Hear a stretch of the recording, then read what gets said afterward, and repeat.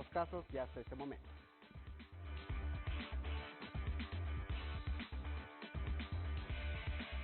Justamente tengo en la línea a Víctor Hernández, analista de temas de seguridad, a quien saludo con muchísimo gusto. Víctor, muy buenas noches.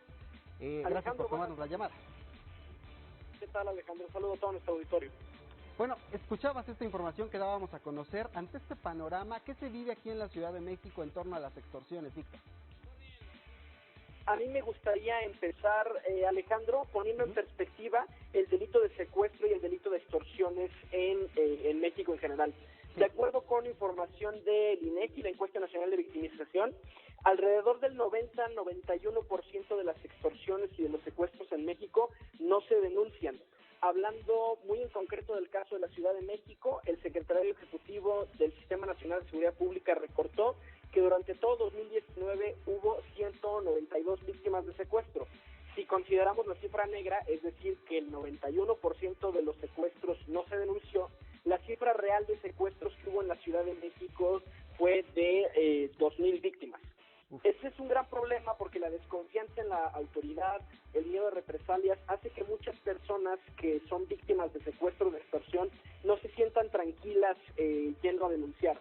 Eso nos produce que la autoridad no tenga datos para combatir este delito, porque en México no se puede perseguir a un delincuente si no hay una denuncia en su contra, y nos deja datos pues estimados, que son los de la Encuesta Nacional de Victimización, y esa falta de información hace muy complicada la lucha contra la extorsión y contra el secuestro en particular. Ahora, en este caso ya veíamos también en cifras recientes que se han dado a conocer que el tema de la extorsión ha sido un delito que ha crecido en todo el país. Ya nos hacías esta referencia de cifras, pero específicamente en la Ciudad de México hemos avanzado hasta en los primeros lugares en cuanto a las entidades con mayores casos. Ahora, en esta situación que denuncian algunos usuarios, este tema de que las extorsiones pues ya no nada más suceden en los negocios, también suceden pues nada más en estos casos en los hoteles, cuando vas de viaje y te hospedas en un hotel. Así es, muy en particular el caso que vimos en este hotel, sí. Se trata de una modalidad de secuestro virtual. La modalidad opera de la siguiente manera: se solicita, se le marca a un familiar bajo amenaza, normalmente se le dice que tenemos vigilado o tenemos retenido a alguna persona que tú quieras, se le pide a esa persona que se traslade a un lugar donde los delincuentes lo pueden ver y se le pide que apague el celular. Una vez que esta persona ya salió, se le marca a la familia. Y entonces, como el familiar está incomunicado, se le dice a las otras personas, sí, tenemos a este familiar detenido, tú le intentas marcar y obviamente no lo puedes localizar, y es la forma en la que muchas personas caen y acaban pagando el presunto rescate, pero la persona nunca estuvo detenida. Ahora, de pronto estas extorsiones avanzan o tienen éxito porque quienes llaman por teléfono dicen que están involucrados con estos grupos criminales, pero en muchos casos la realidad es que nada más se cuelgan la medallita, pero no pertenecen a estos grupos, aunque los ciudadanos, pues por este miedo de entre que si son peras o son manzanas, no acuden a denunciar tampoco. Así es, hay una explicación, en realidad dos explicaciones sobre por qué sucede este fenómeno.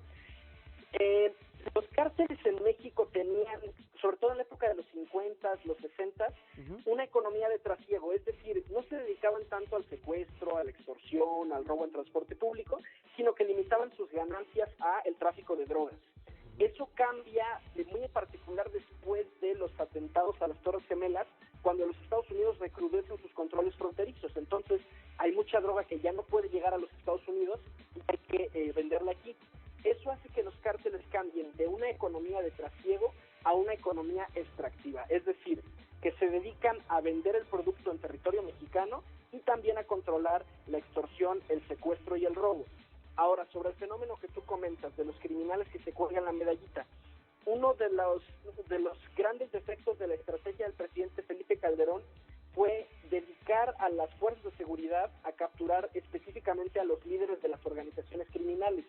Eso lo que provocaba era el llamado efecto cucaracha, es decir, había pugnas internas dentro de los cárteles para tener control del grupo y había fragmentaciones.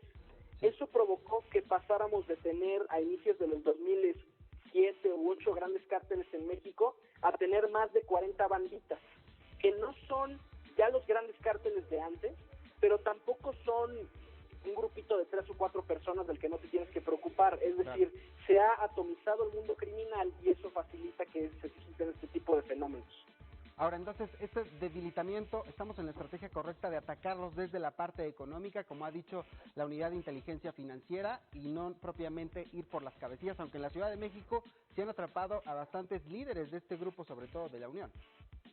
Ciertamente el tema de la inteligencia financiera es muy importante para cualquier estrategia de seguridad pública exitosa, pero no es la única ni la principal manera de combatir el crimen. Hay un libro muy bueno publicado por Alejandro Ope y Jaime López Aranda que se titula La mentada estrategia, y parte de lo que explican en ese libro es que para acabar con la delincuencia no solamente basta un ejército de supercontadores y actuarios ninja, sino que tiene que haber una estrategia integral, sí de persecución del delito, pero sobre todo, Alejandro, de prevención del delito, de combate a la impunidad, de combate a las causas estructurales del delito, de combate a la pobreza sobre todo. Bien, Víctor Hernández, analista en temas de seguridad, muchísimas gracias por estos minutos. Le damos luego lata con otros temas que seguramente tenemos ahí en la agenda. Muchas gracias, Alejandro. Muy buenas noches. Y luego